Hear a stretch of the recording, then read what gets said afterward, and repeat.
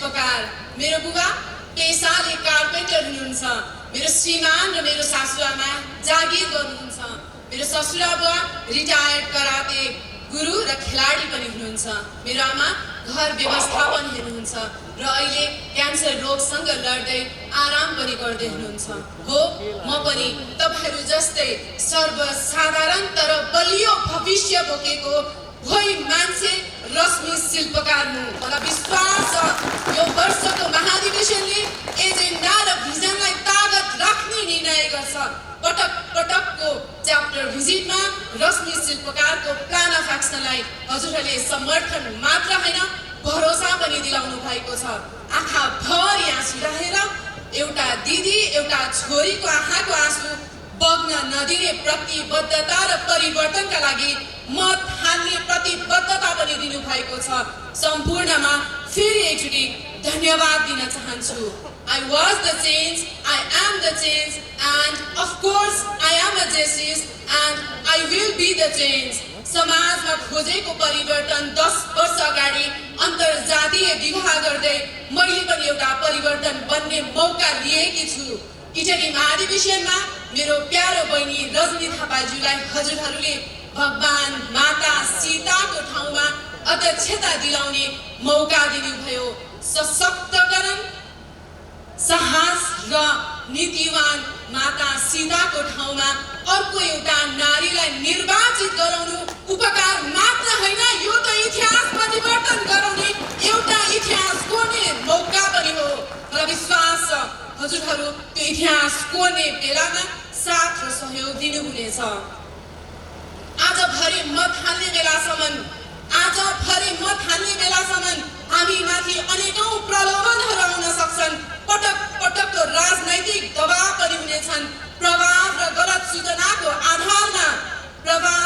सूचनाको आधारमा हामी जेनजी जस्ती युवाहरूको विवेकलाई किन्ने दुष्प्रयास पनि हुनेछन् तर यो मञ्चबाट म युवाहरूलाई प्रतिनिधि गर्दै यो मञ्चबाट स्पष्ट घोषणा गर्न चाहन्छु अब उपरान्त युवा जेसिसहरूले आफ्नो विवेक धितो राखिदैन परिवर्तन न त प्रलोभनबाट जन्मिन्छ परिवर्तन न त दबावबाट जन्मिन्छ परिवर्तन जन्मिन्छ त सचेत चाहनाबाट र त्यो सचेत चाहनाको रक्षा जेसिस युवाको बलियो विवेकले गर्छ आज हामी मत मात्र हाल्न जाँदैछौँ भविष्य निर्माण गर्न जाँदैछौँ आउनुहोस् हाम्रो विवेकको संरक्षण गरिदिनुहोस् भविष्य कोर्ने ठाउँमा हामीले खोजेको जेसिस दबावको हैन मूल्यको स्वार्थको हैन र सेवाको संगठन बनाउनका लागि म विनम्र अनुरोध गर्न चाहन्छु आउनुहोस् बाधाहरू तोडौं सशक्त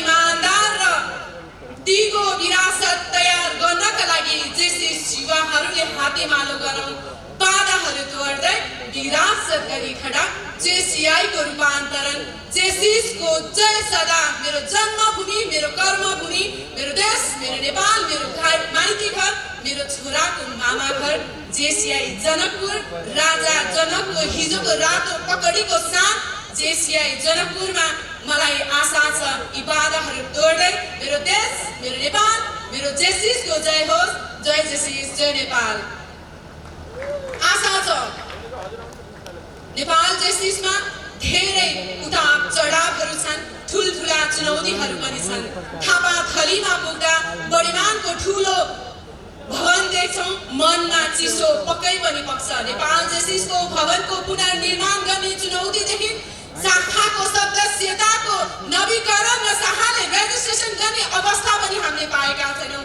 मेरो शिर लाजले झुकेको छ इतिहास पोकेका शाखाहरूको व्हाट्सएपमा किनिएका शाखा र किनिएका बोर्ड्स भनेर हिजो राति मैले व्हाट्सएपमा तस्बिर देखा मेरो शिर लाजले निहुरिएको छ यो कमजोरी हैन यो सचेत बनाउने संकेत पनि हो सम्माननीय पूर्व राष्ट्रिय अध्यक्षज्यूहरू म विनम्र अनुरोध गर्दछु गुट र उपगुट चलाउने दाजुहरू र दिदीहरूलाई फेरि पनि विनम्र अनुरोध गर्न चाहन्छु तपाईको फूल जस्तो छोरी र मेरो हीरा जस्तो छोरालाई पनि जेसिस बचाएर हस्तान्तरण गर्न चाहन्छु आत्मालोचना सहितको सच्चिएर निस्केनौं भने पटक पटक तपाईहरु जस्तो बन्द कोठामा म पनि भत्कानिएर रोएको छु तपाईको फूल जस्तो छोरी र मेरो हीरा जस्तो छोरालाई पनि जेसिस दिन चाहन्छु। मौका दिनुहोस्। यो जेसिस हामी सबैजनाको हो, सर्वसाधारण भुइँ मान्छेको पनि हो, ठुल्ठुलो पैसा कमाएको पनि छैन। म सक्दिनँ जेसिसको विवेकलाई किन्ने संस्कारमा बसेको छैन। यो जनकपुर धाम, जनकपुर माता सीताले मलाई दिएको संस्कार अनुशासनमा बसेकी छु। समर्पण र त्यागको उदाहरण पनि बनेकी छु। म स्मरण गर्न चाहन्छु उडानका लागि चाहिने कम्पास जेसिआई इन्टरनेसनलले दिएको स्ट्र्याटेजी मध्येको 4वटा स्ट्र्याटेजी। 1 नम्बरको ब्रान्ड अवेरनेस एन्ड भिजिबिलिटी, 2 नम्बरको लिडरशिप डेभलपमेन्ट, 3 नम्बरको ओपन इफिसिएन्ट एन्ड सस्टेनेबल स्ट्रक्चर र 4थो नम्बरको डाटा ड्रिभन इनोभेसन।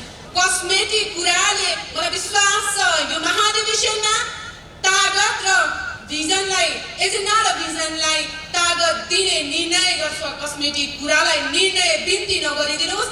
यी 4वटा स्ट्र्याटेजी भित्र रहेर जेसिसलाई अगाडि बढाउनका लागि स्ट्र्याटेजीहरू जेसिआई नेपालको रोडम्यापलाई मैले अध्ययन मात्र होइन बुझेकी पनि छु र मनन पनि गरेको छु। विगत 3 वर्षदेखि यी भिजन र एजेन्डाहरूलाई कार्यान्वयन गर्नका लागि भरपूर तयारी पनि गरेको छु।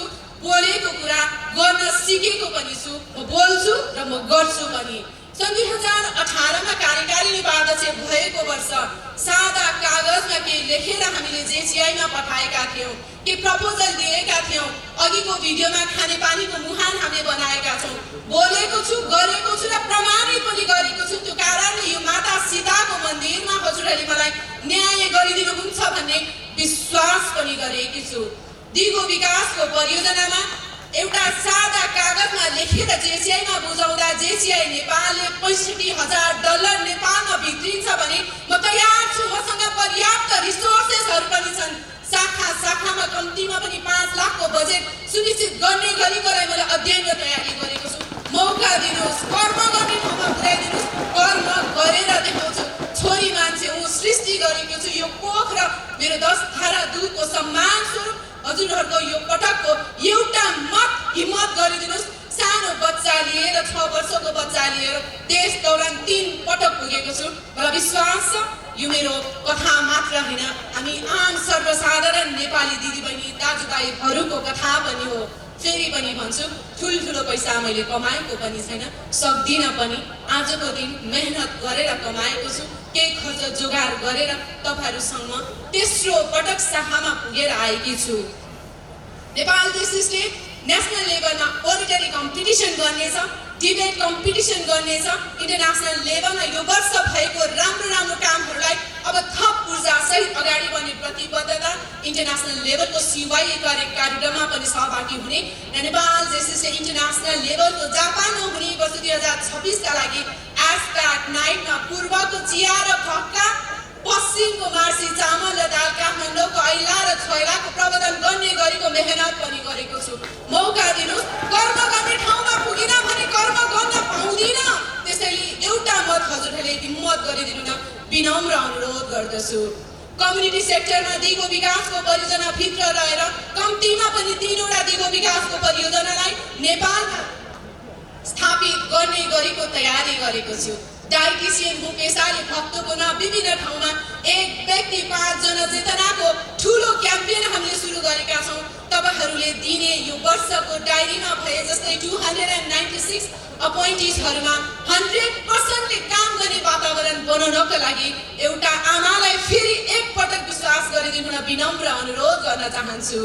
ती अपोइन्टिजहरूमध्ये 100%ले मात्र काम गर्नेछ भने नेपालको लागि सबैभन्दा बलियो, चौकिलो र भरपर्दो युवाहरूको संस्था जेसिआई नेपाल बनाउनका लागि तपाईँहरूले मलाई कर्म गर्ने ठाउँमा कृपया पुर्याइदिनु हुन अनुरोध गर्दै आज हामी जेसिसलाई माथि पुर्याउनका लागि हो हामी यो वर्षको राष्ट्रिय अध्यक्षजीको प्रकरण Rise together for better tomorrow, not only during JCI Creed and not only during National Anthem.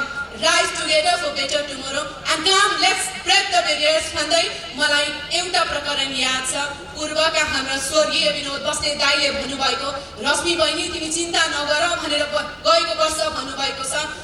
उब्जनी वर्षातले हुन्छ, बाढीले पक्कै पनि हुँदैन र तपाईहरुको मन मस्तिष्कमा बसेको रश्मि शिल्पकार परिवर्तनकारी वर्षात हो। यो हजुरहरुलाई थाहा छ, मैले मनन पनि गरेकी छु।